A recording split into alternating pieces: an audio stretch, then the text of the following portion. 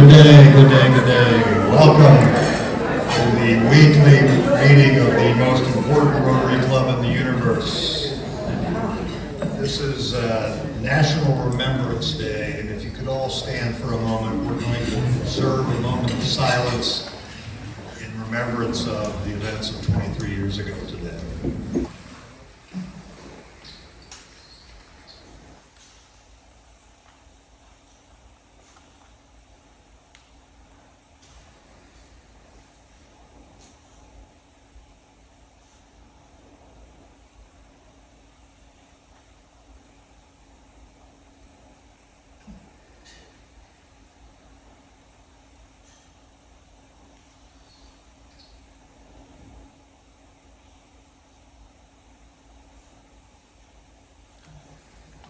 I'd ask Brett Bennett to give us our invocation and lead us to the pledge.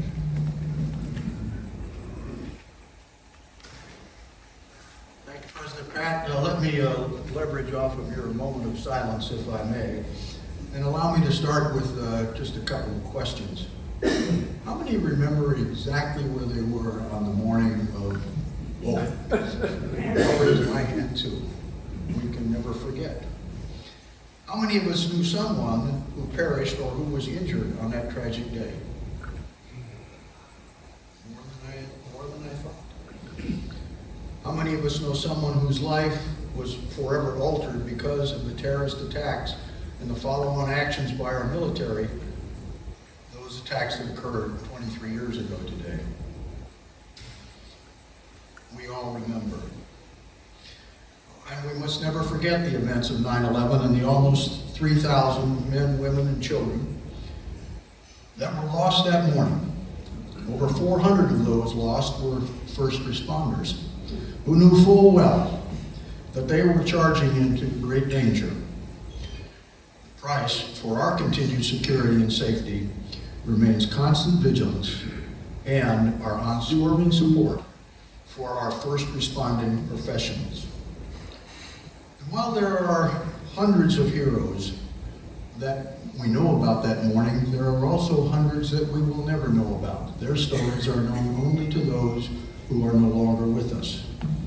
But we can always honor and never forget their legacy by taking every opportunity to recognize and to celebrate the daily sacrifices of our frontline warriors and their families.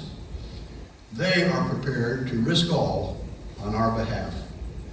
So please join me as we collectively offer our enduring thank you to our first responding professionals, firefighters, law enforcement officers, emergency medical professionals alike. And each day, say a silent prayer for their safety and their long-term success on our behalf. To echo those heroes on United Airlines Flight 93 that was headed for Shanksville, Arizona, let's roll. Amen. Please join me in the pledge. I pledge allegiance to the flag of the United States of America and to the republic for which it stands, one nation, under God, indivisible, with liberty and justice for all.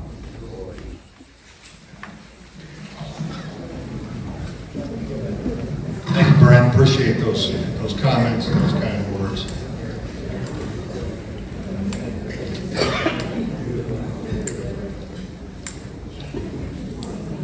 David Gardner, would you come up, please, and do the honor of introducing our visiting Rotarians as well as our guests?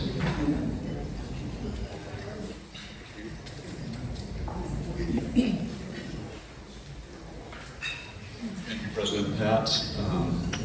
I spoke with President Pat last night because I haven't done this before, and I asked if there was a specific format I was supposed to follow, and he said, I quote, "Do it in your own unique fashion." So, rather than just asking people to come up here or not come up, but stand up and be recognized, I'm going to ask President Pat to do the hokey pokey for us while they're being introduced. All 10 verses of it, if you don't mind. Thank you. So, in terms of, I'm joking on that, sort of. In terms of visiting Rotarians, we have from the corporate philanthropy area, from the Pacific Grove Rotary Club, Jan Stewart. And from Miss Sion Rotary Club, with the nonprofit background, we have Patty Cowan. And do we have any other special guests to be introduced today? So, Thank you, President Pat, fellow Rotarians and guests. I'm introducing Greg Curtin, who was my boyfriend at Sacred Heart High School from 1st through 4th grade and has been my husband for the last 32 years.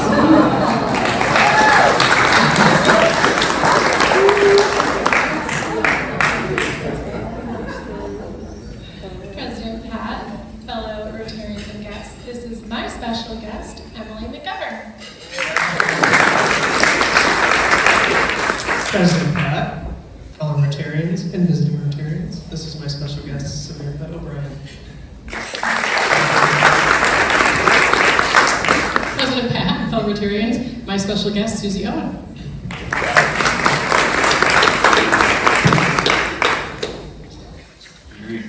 thank you. Great job. Great job. Appreciate that.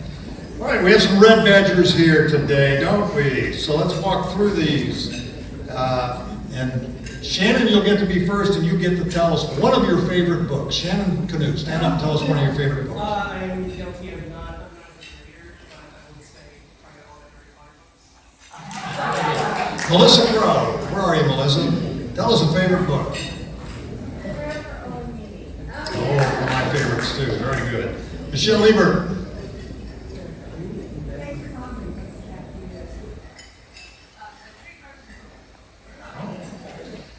Julie Gallagher. Well, I love the Outlander series. It's kind of a trashy romance series, but also science fiction, also historical. So I feel, yes, 9 books, read them.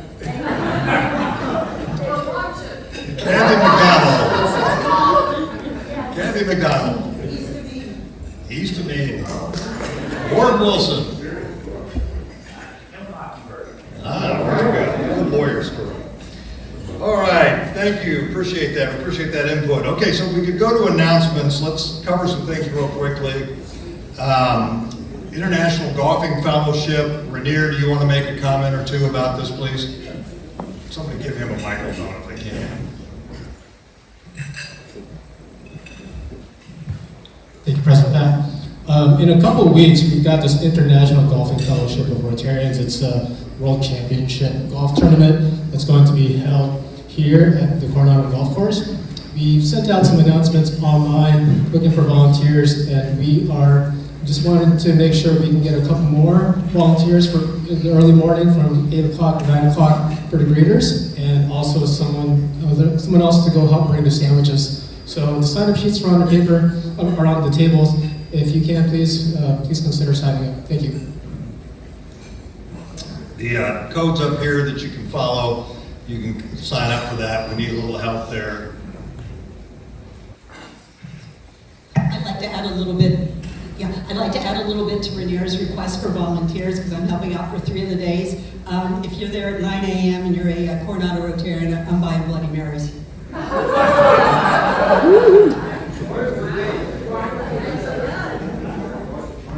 This may become a weekly deal. All right, we have the Rotary Social at Virginia's house. Virginia, you're here. I saw you. Thank you for opening up Thank you for opening up your house. We'll be there. We'll promise not to show up with Blutarski and Animal House and tear it down. So thank you for opening your house for the social. Alternate meeting, Virginia.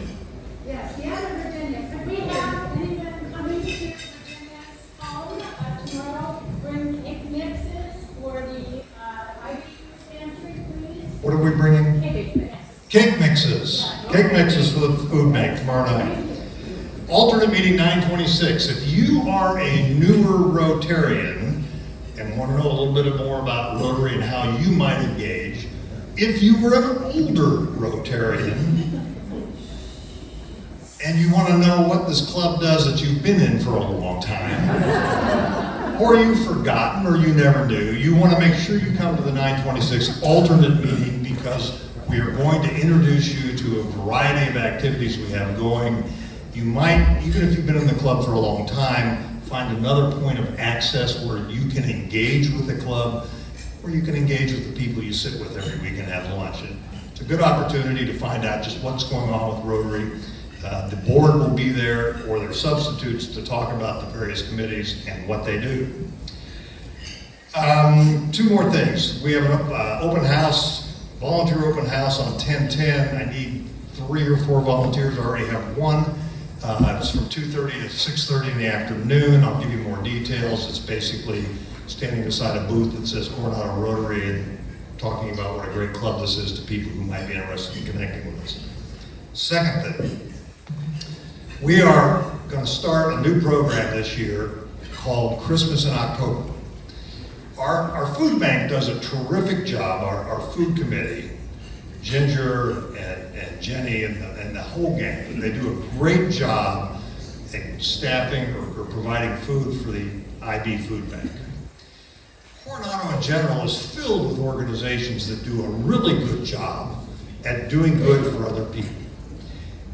It seems to me that it's a good opportunity for Coronado Rotary to take the lead and get all of those organizations going in the same direction on even one small project. We can all benefit from the positive publicity,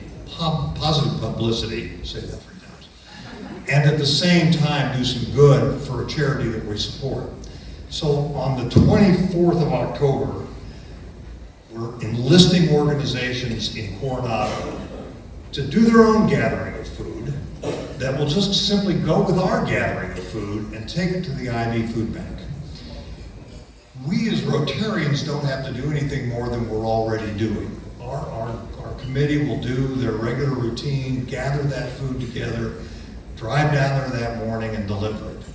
I am hopeful that we will get some publicity in advance, because there are a number of groups that have already committed to join us in doing their own food raising, gather up their own food, join us to drive down there and deliver it to kick off the holiday season, which is then November and December.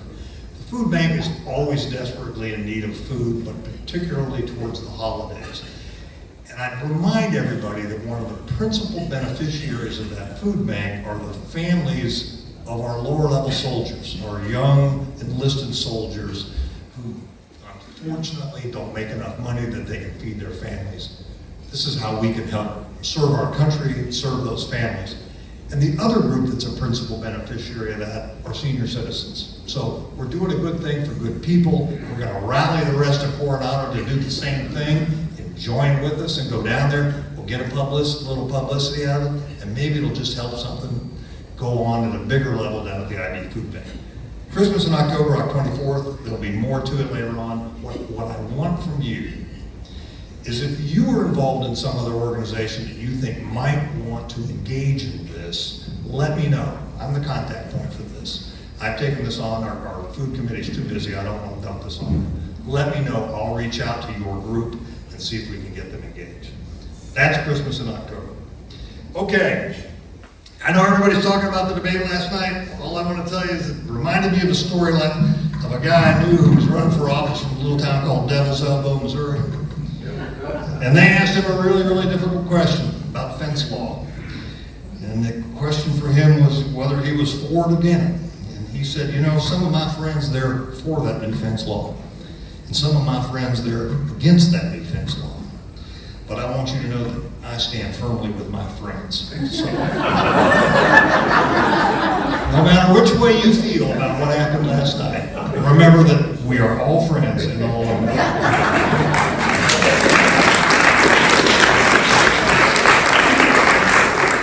We have the video, we have some of the pictures from EPM. That's what was going on. Thank all of you for being there on Friday night. What a great show. Sarah, you're here as a representative of the EPN committee. You guys did a marvelous job.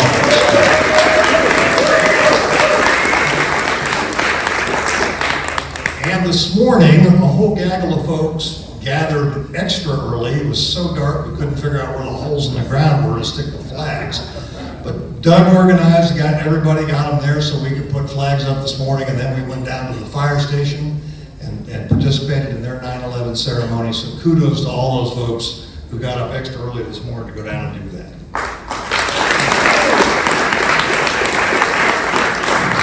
Channel 8 tonight, television. You see it. It is on Channel 8 tonight.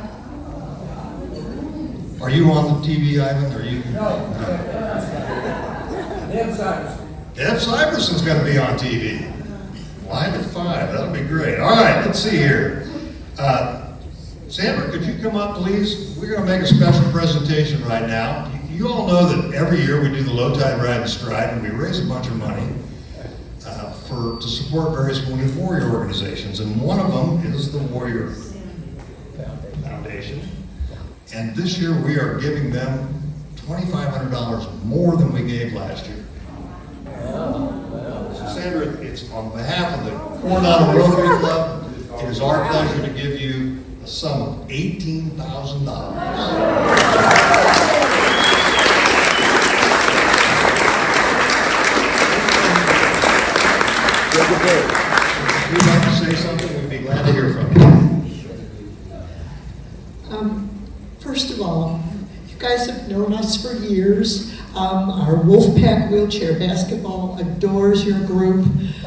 From the days of when our guys on crutches would be so excited to see the Hotel Del and be invited inside for lunch. It's been a long time and a long friendship. Sorry, this blew me away, you guys. Freedom Station 3 is coming along. You've been, again, I want to invite all of you. We're going to have a grand opening, not quite sure when yet. Permits are still a little bit of a challenge. And when we have that grand opening, I would like for all of you to come to see Freedom Station 3 because, in essence, you guys have built it. And so Freedom Station 3 is going to hold 12 more warriors. And you know, people say the war is over, that maybe we don't need more places for these warriors to transition.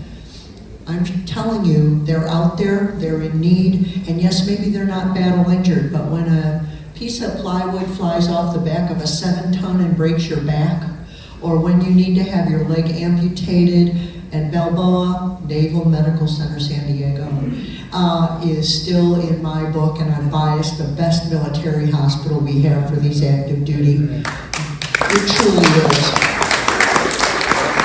These warriors have wanted to wear their uniform for the rest of their lives. Now they have to change direction. They have to create a new dream. We have to help them find purpose. When we help them find purpose, they get dignity and they create success. And they stay right here in our community. So Freedom Station 3 is the beginning of their new journey. We get them a suit over at Macy's or Men's Warehouse. We give them that new uniform. And by the way, when they put that on, they are ready for that first business interview that they have ever had, job interview. So I just wanted to show you real quickly. Best banner ever. This is going to be Freedom Station 3, and this will be over on Hamilton, so we'll have 3 locations. There's a center courtyard, of course, for the Brotherhood, so when a warrior is having a tough night, they can get up, go next door, bang on the door, and they know that someone who lives next door to them understands what they're going through. So we do still have battle injured. We do, they just don't talk about them. It had to do with the Afghanistan departure. We have the Wolfpack Wheelchair Basketball guys, our legacy guys. You all have helped build this program. It's an 18-month program. We do a lot more up at the hospital. We still work basically up at the hospital, and we're still going to raise money this year to fly 312 home to wake up in their own bed, in their own state, with their own family Christmas morning. This is what you guys do. So thank you very much.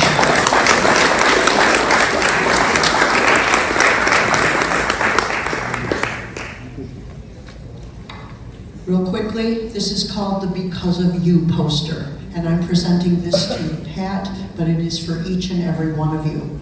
Quick story, our warriors are flying all over the country. Junior is taking our Wolfpack Wheelchair Basketball team to Germany real soon. where we'll win again. And one day they were coming home on a flight. They delay a flight. There's a lot of wheelchairs. Anthony alone is 6'9.5". Takes a while to get him on and off a plane. Somebody leaned down to one of our warriors and said, "How do you deal with these disabilities every single day?"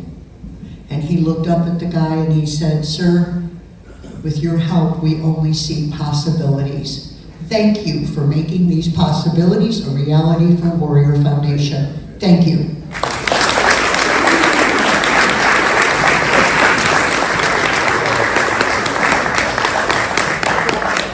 Big ATM machine.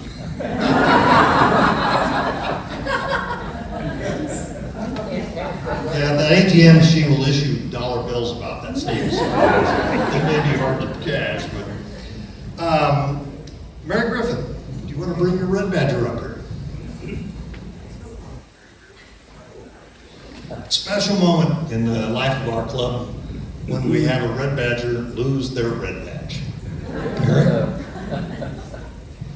Well, not only that, he doesn't even have a real badge yet. It's in storage. It's storage. It's in storage. That's a fine. So I can't pull the red tab off, but I just want to tell you how proud I am for the perseverance that Keith has had. He's had a lot of things going on in his life over the last 2 years, and yes, it's taken him a long time to become a Blue Badger. But I know he's going to be an incredible member as we continue on, and thank you for doing that, Keith. Yeah, thank you.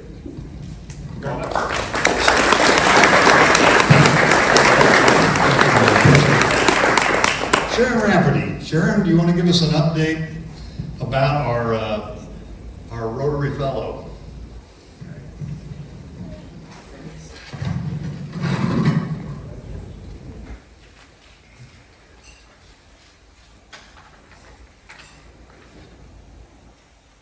President Pat, Rotarians and friends, it is a pleasure to update you on our Rotary International Peace Fellow, Nancy Nguyen. 3 years ago, Nancy contacted Coronado Rotary and connected with past President Tammy Sankey through an email for a Rotary Fellowship application endorsement and possible club sponsorship.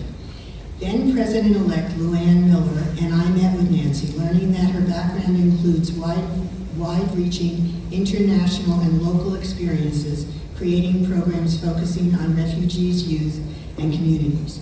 At Tartines, we discussed application essays and the role of Rotary.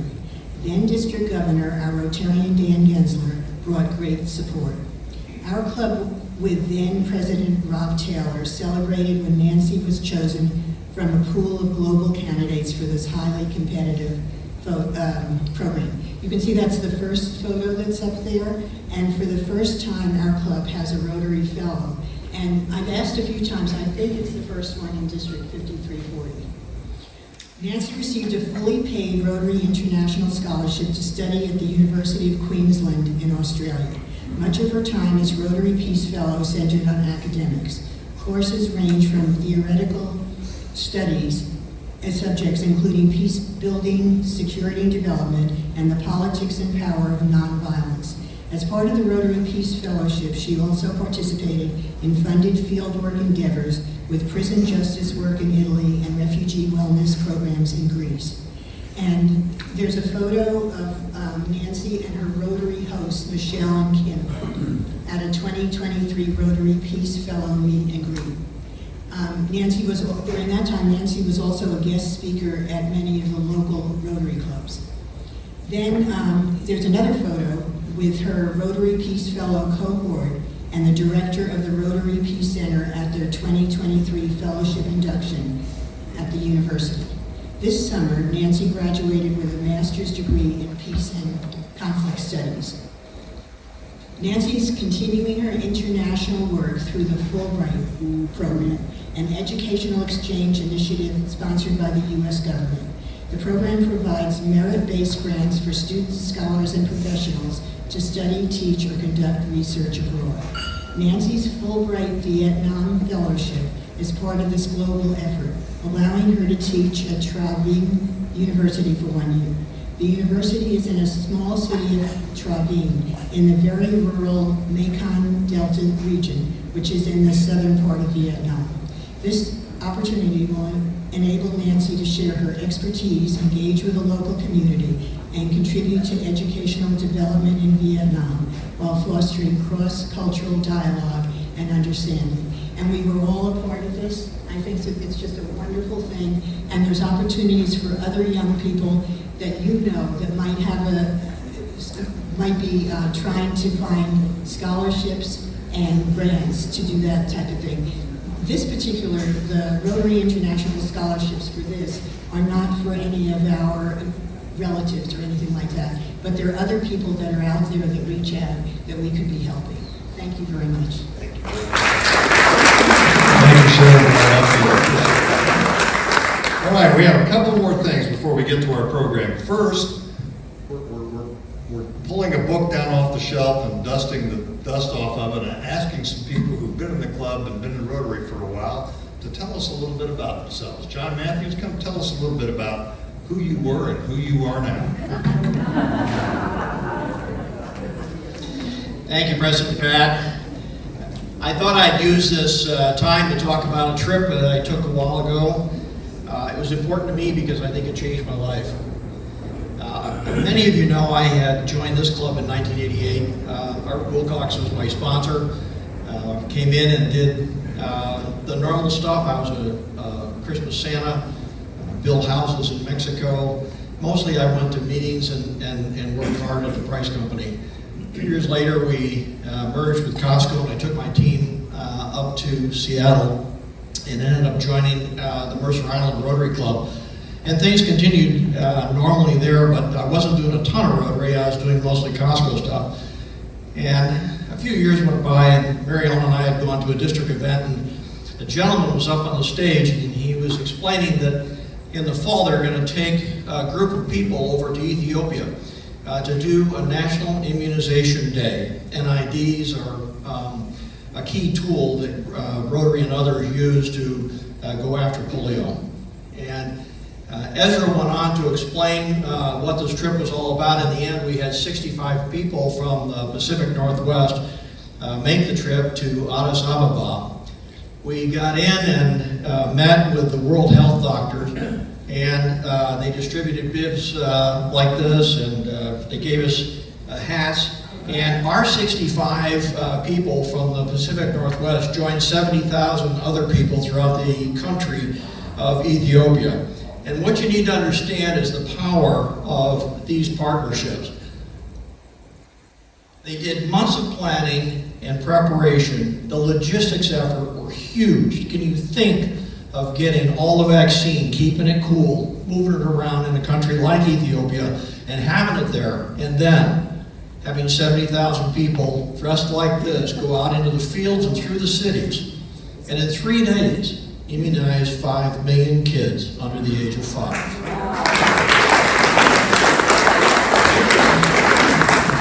It's a powerful experience. Mary Ellen and I were part of a smaller group that went down to the coffee country in an area called Jimma. And there were a lot of villages. And the way they've been solving this problem is they have weeks ahead of time talkers and speakers go through on bicycles and megaphones and telling people that on these days the drops will be given. And so everybody knows where it's going to be and when it's going to be. So when the 3 days actually happen, people come from all over. It was literally that way when Mary Ellen and I got to this spot. Out in the country, there wasn't much more than the table that Joe's got here and a bench. And as soon as we got set up there, you could start seeing women coming down the hillsides with their children. And it was like spokes on a wheel because they came from all directions, from different villages. And they came down to this one spot and they wanted their kids to be protected. The way it works is there's 3 people. Generally, the first one takes the age and records the name and age of the child. The second one gives drops to the child. And the third marks their finger with a marker so that you can indicate that they've had the drops. And this goes on all the way through. We did that. child after child, and it was, admittedly, you've heard stories from others telling you how impactful it is, knowing that that child will never have polio. They'll never be affected by that disease, and that is a huge part of it. But the other part of it for me was just the sheer magnitude of what Rotary was doing on the world stage with partners like World Health, CDC, UNICEF, pulling people together, working for months at a time, and doing something so effectively. I walked away from that and I said, I've got to do more. I can't just keep going to meetings and being on committees, I've got to do more. So I came back to my club. I served as club president. A few years after that, I went on and served as district governor for the Seattle area. And then a few years after that, I was selected to serve on the board of Rotary International. For perspective, there's 17 directors on the board. The president-elect and the presidents are 19 people together. The meetings are simultaneously interpreted in 6 languages. So you're wearing earphones and you're talking. What you're trying to do is move together and make sure nobody gets left behind. It's an amazing experience. I feel honored and blessed to have been able to serve in that capacity. It was one of the best jobs I ever did. The second year on the board, I was privileged to serve as vice president for Rotary, and that too was a special treat. During COVID, we moved back down here and rejoined this club, and Art thankfully was my sponsor again, and I got back in, and I've been trying to settle back in at this club. As important and meaningful as board work was, the magic of Rotary doesn't happen in boardrooms, and it doesn't happen in districts and district conferences. It happens in clubs like this every day, all over the world. And I can't tell you how grateful I am to be back with you doing the work that you're doing today. Thanks, everybody.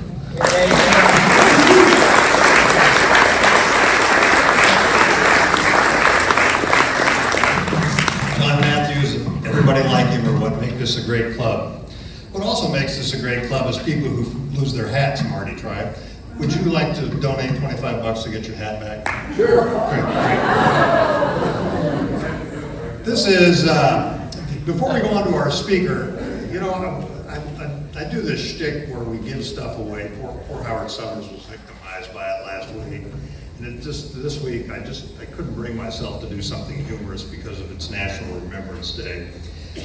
What I wanted to do is I just randomly picked somebody in this club who I know has been committed to this club, committed to this community for a long time. That could be any number of you, and when I hand this out to the person I'm going to hand it out to, it's not meant to disregard the efforts of everybody else. It's simply meant to be representative of the fact that there are many of you who for years and years and years do things day in and day out that sometimes don't get noticed, sometimes aren't flashy, but they are what make us move forward. And so I stopped and I got an American flag today because today we were honoring patriots. And the patriot that I want to honor is Mike Woiwode. So Mike, I'm going to present you.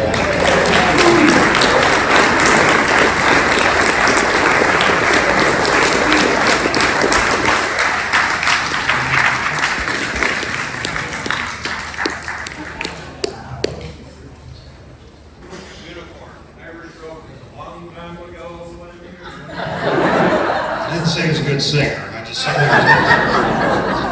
So Marty, I still have the hat. You want to donate another $25? It's,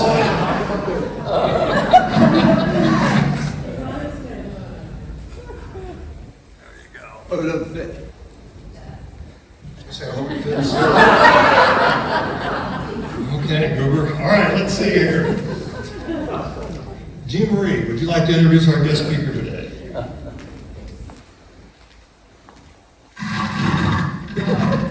Well, I had the pleasure of meeting our guest speaker 5 years ago when she was the development manager at Coronado Schools Foundation. And what I will say, she's one of the most creative, talented, tenacious, and intelligent people that I've ever had the pleasure to work with. She is now the Senior Manager of Fund Development for PAWS right here in Coronado.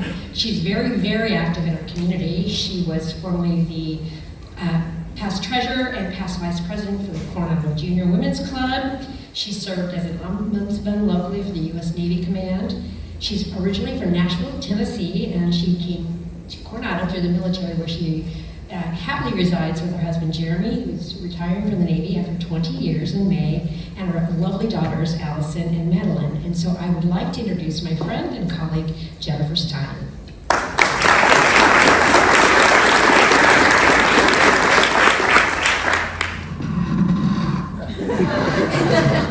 Sorry. I am also a cheerleading coach, so I should be okay. Hi, I'm Jennifer Stein, and as Jean Marie introduced me and some of my background, I've been now with PAWS for 3 years. So I'm here to talk about PAWS. So I want to first clarify things because it doesn't have dots in between the letters, but it stands for something anyway. So PAWS is Pacific Animal Welfare Society, and that is of Coronado. So we are our own entity, separate from all of the other PAWS organizations that you may or may not heard of previously. So we can continue with the next one. And I'm very excited to say that we have now been an organization here in Coronado since 2003, so we have been around for 20 years. So this is a milestone year for us, and I'm very excited to be here to talk to you guys about PAWS and what we do. I'm probably not going to be able to tell you everything we do in my very short presentation time, but we will stay after for questions if you have anything, and you can reach me afterwards as well. I do invite every single one of you to tour our facility as well, because it will all come together full circle from what I'm about to tell you. Okay, so our mission and vision of PAWS. We are advocating for animal welfare, and we want to find all of the stray and abandoned and animals that need rehoming their forever homes, so that they can find that life that they deserve to have with all of you guys. Hopefully in this room will come and adopt an animal from PAWS if you don't already have one. But since we've been taking a lot of data and record keeping since November 2014, we have cared for over 4,000 animals, and we have found over 2,200 of them homes. Now, you're doing the math and you're like, what happened to the other ones? Those are for some of you in this room as well, which I've seen today. Your animals were returned back to you. So they are frequent flyers of our facility sometimes. They come in on those joyful cop car rides to our facility, and because they are microchipped or they are tagged back to you, we're able to find them and get them back to you safely. Okay, so we have So we work in collaboration with the City of Coronado. We do have a municipal contract with the city, so they are who we work with, along with the Coronado Police Department. So back in the old days, you used to call them animal catchers or dog catchers. They don't like that. They are our public safety officers that work with us, and they do a very, very good job at trying to safely capture these animals, bring them to us, or get them the medical treatment that they need. And this is one of our dogs that came in. This is actually Jet, who has since been adopted and one of our public safety officers. So please thank them when you see them. They do a really great job, and we appreciate them. The next slide here, I did want to mention it. So August 1st, sorry, January 1st is coming up, but August 1st, there was a new law that was put in place by the CDC, and that is for animals coming in and out of the United States. So every animal coming across the border will have to be microchipped, has to be above 6 months old, and have a CDC-approved rabies vaccination. They are trying to eradicate rabies from dogs and cats in the United States, and this is an effort to do so that we can keep our community safe and all of you guys safe. With this is also to try to help these animals coming across the border and finding themselves ending up in Coronado. We have a large number of animals come from Mexico and end up in our facility. This is, we think, this is because people are trying to do the right thing, trying to find these animals good good medical care, and they're trying to get them here so that they can get provided that. But hopefully, we will see a decrease in this happening with the Border Patrol's help. All right, so those changing conditions that I was talking about, PAWS of Coronado was originally a facility built 13 years ago in the location that it is now. It started in the basement of the police department as, again, Feral Cat and Rehabilitation Center moved into a smaller facility, and then 13 years ago we ended up where we are now. And that building was originally structured to hold about 11 to 13 animals, dogs specifically.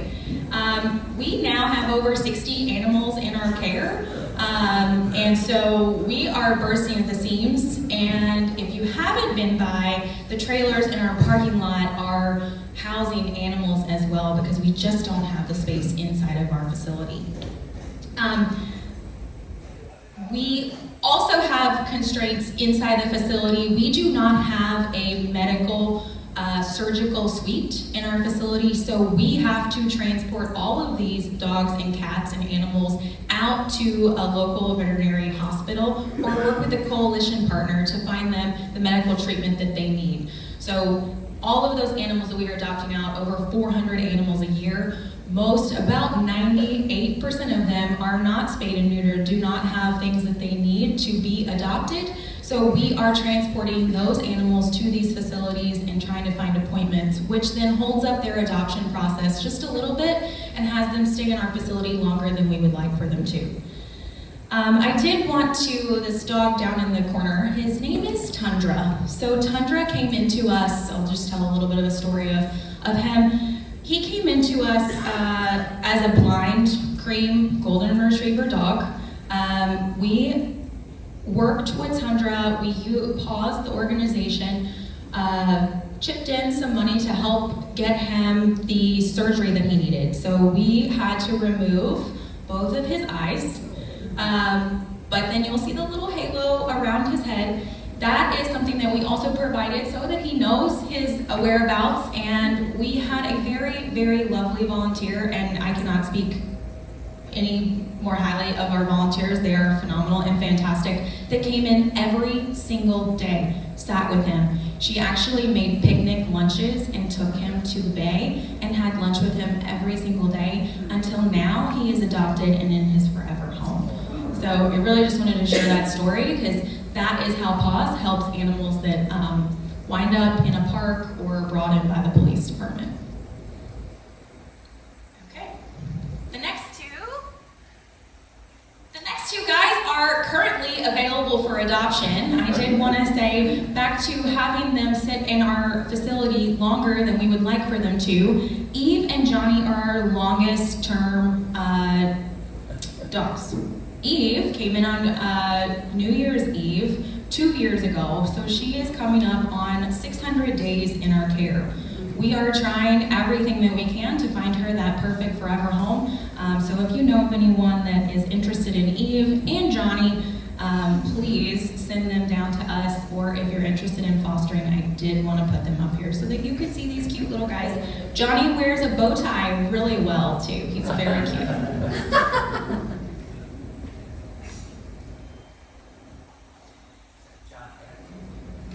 Okay, so PAWS has funded about 1.7, about 28% of the costs that it actually costs to run the facility. So our facility costs over $1 million a year just to run. This is to provide staffing, to care for the animals. This is to provide medical treatment and to feed the dogs and animals in our care. And again, the city contract that we have does not begin to cover the cost that it takes to do so. So a few things that PAWS does to pick up outside of the contract to make us a little bit unique. We have a lifetime care program. This is to help less adoptable animals become more adopted. For example, if we have a cat that comes in that's 20 years old that might have kidney disease, we will discuss that with our board of directors and decide maybe that cat could enter our lifetime care program. That program is then designed to help aid that ailment that that cat has to make it just as adoptable as a brand new baby kitten that would be available for adoption at our facility. So PAWS then will provide that fluid treatment for that cat or dog for the remainder of that animal's life so that it's not an expense to the potential adopter. Our vaccine clinics, how many of you have dogs and cats at home? Perfect. So we also offer vaccine clinics. These are to give your cat or dog the core vaccines that it needs. We offer them currently on Thursdays and Saturdays.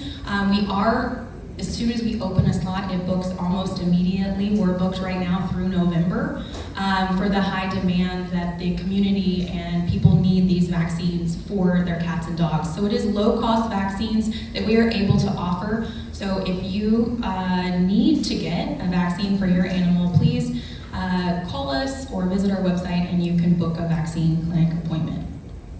And then anything above and beyond the normal spay and neuter and vaccines, if the animal comes in, for example, with a fractured leg, PAWS will chip in those funds from your donations and grants that we have written to provide the care that that animal needs to make a full recovery and be fully adoptable to a new family.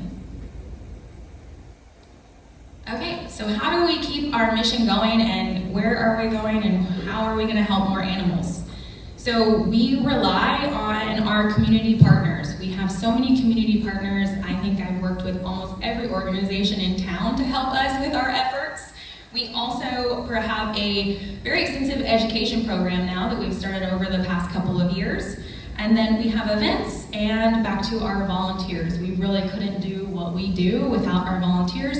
There are only 15 staff members, some are part-time, so with 15 people caring for over 60 animals, it is very, very difficult. So I want to talk a little bit more about our community partners.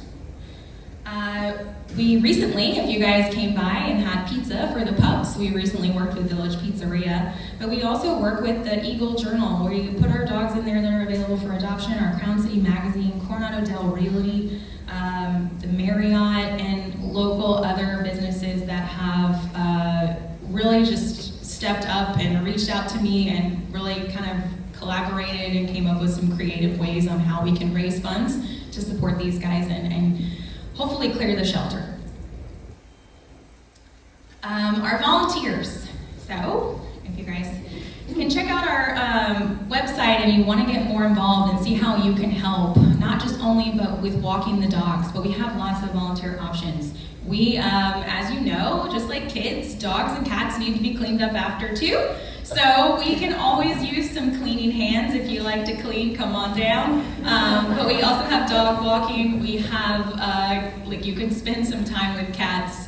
We have some kids that come in and read to our cats just to get them more socialized. They're highly educated cats. So you can come in and do lots of different volunteer work and transporting them, like I said, to and from those appointments. And if you want to learn more about exactly how you can volunteer or what I might ask you to do when you walk through the door, you can talk to Greg, who was just introduced earlier. He's a fantastic volunteer at PAWS. He kind of does a little bit of everything when we call and ask him, so we're very thankful to have him and many like him. So transporting those guys to and from those appointments, coming in to walk them, just spending time with them, and then anywhere from helping me with the events too. Okay. I'm very excited to talk about our education program. So 2 years ago, we started an internship program. I work with Coronado High School to filter in some kids that are interested in learning about animal welfare and the veterinary field. We also have expanded that into making 2 or 3 other opportunities, such as event planning and social media and marketing into the Coronado schools. And when I am working with these kids, they are super creative and fun to work with, and just, it's very exciting to see them take an interest in it and then see where they'll go. A picture of our very first intern, Audrey, is up in the top corner, and she actually is in veterinary school now in Tennessee. I have to say I'm from Nashville, so I was kind of biased on that. I like that she went to Tennessee schools. But she's phenomenal. She was a great start to our program and just super fun to see them. When they start this medical internship program, they start with animal husbandry and they move all the way to the finish of the internship with participating in a surgery. So it's a very cool experience for them and they learn a lot. Also, the past couple of years, and I've had some of your kids in these programs, we started up a summer camp.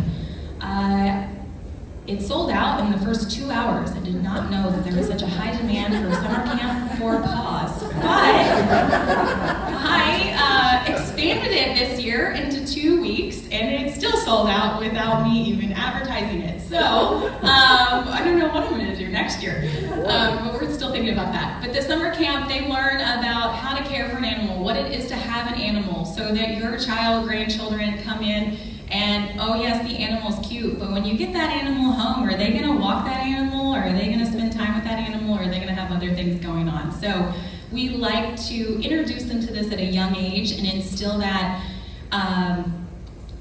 care for animals at that young age, and so they will take that on into, as they become young adults and into adulthood, so that they will care for the animal just like it needs to be cared for, and it's not just an impulsive want for them. Okay, so some of our events.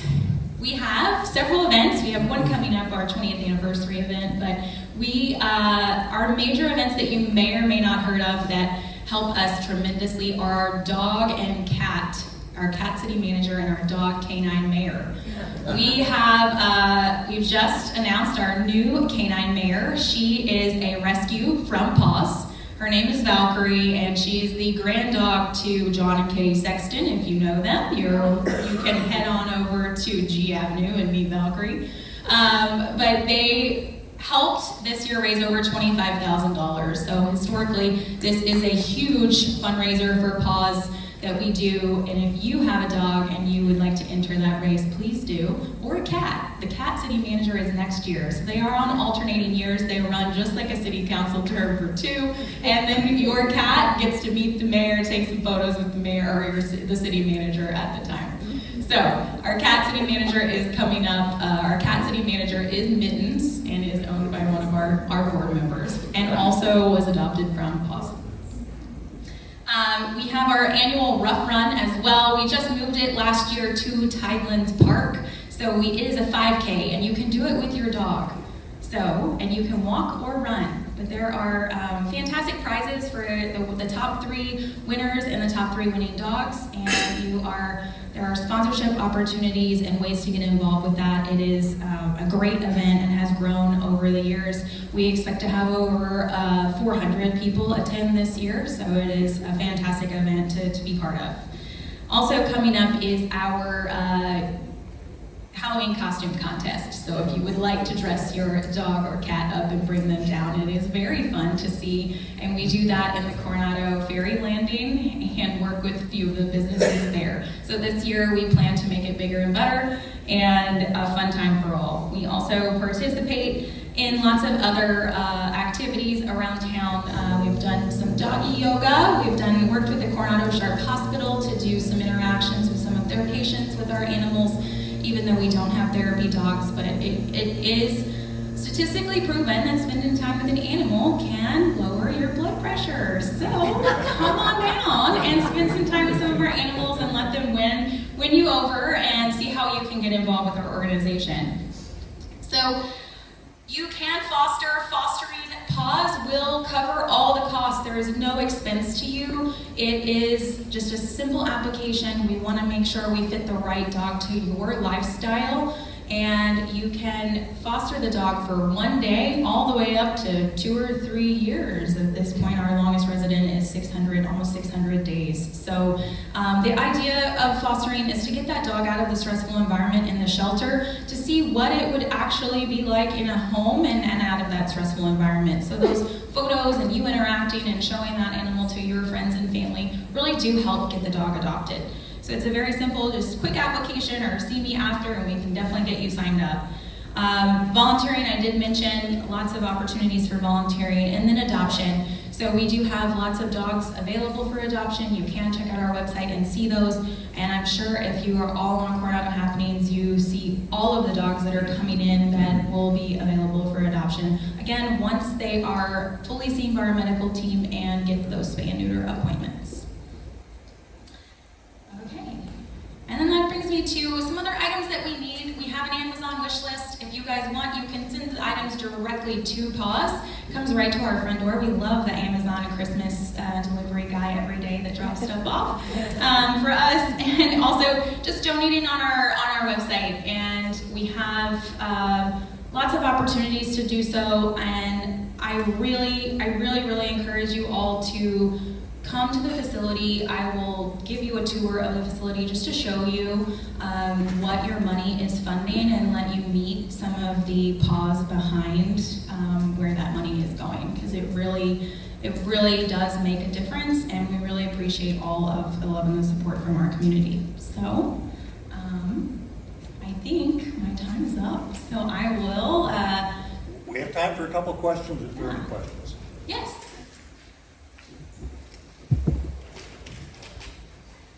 Good afternoon, my name is Steve. By the way, my question is related to this table right here. But I married a cat lady. In 1987 we went together, and cats have been in my family ever since, all these years. And we have them now. She asked me to ask this, what she is disturbed about is the fact that she understands that if we want to adopt some PAWS, so our guys that are home right now, which we would like to do, they cannot be allowed to be outside. Yes, so... And we want cats to be outside.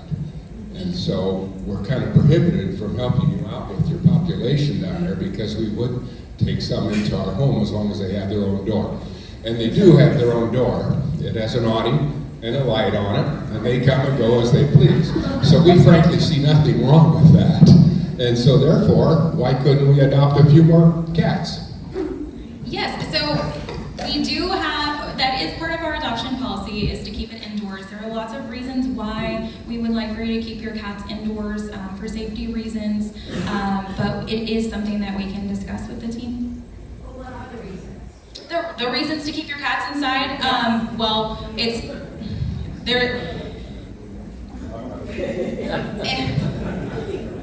so, other people, just like the fence comment earlier, there are people that do not like cats that are maybe coming onto their property, and so on the other side of that, you have half of the community that would like the cats to stay on their property. It's very hard to keep cats contained to their particular property, but again, you have some that are for keeping them inside and some that are against that. So that would be my problem, not your problem. Yes. Next question. I'm happy to talk more about it afterwards. Yeah, I'm curious about the new. Hi, I'm curious about the new law that's affecting dogs coming in to the United States. Is it also going to affect cats coming into the United States? I think it is going to, though what they've released currently is about dogs specifically for us. It is due to the overbreeding and puppy mills kind of is where it came from. But yes, it will affect cats. You do have to have paperwork when crossing the border. So yes, I assume, however, dogs are a more prevalent problem, and that's where they're starting. I'm Patty Cowan. I can speak to that. I've spent 5 years in Mexico, and I've come over 5 times since August 1st, and sadly, they're not even checking the paperwork, Jennifer. It's really sporadic, and cats aren't included yet, but maybe eventually. So that's the answer. I just want to say, Jennifer, since I hired you in 2018 at Coronado Schools Foundation, it's been my pleasure to watch you navigate your professional career and your nonprofit engagement in town. And my question for you is, it seems in Coronado Happenings, there's a huge increase in 2024 of dogs being dumped. Is that the case, or am I just thinking it's more? So yes, there's a multitude of reasons why dogs are being dumped here. Again, they think that Coronado is a very affluent area. They don't understand the funding behind the animals that are coming into our care and the costs associated with that. There are veterinary deserts. Veterinary deserts are large areas of populations that don't have access to medical care. So these animals are in need of animal care when we see them coming into our facility. And also because the cost of living in Coronado is extremely high and it is going up more and more each year, people are not able to afford their animals, so they're actually just letting them go rather than finding new homes for them. And then I will say we try to provide with the best resources we can and get the animals the help they need. But that is the main reasons. Also, if you do have rental properties, if you have breed restrictions on your rental property, it does keep people from even helping foster and adopt as well.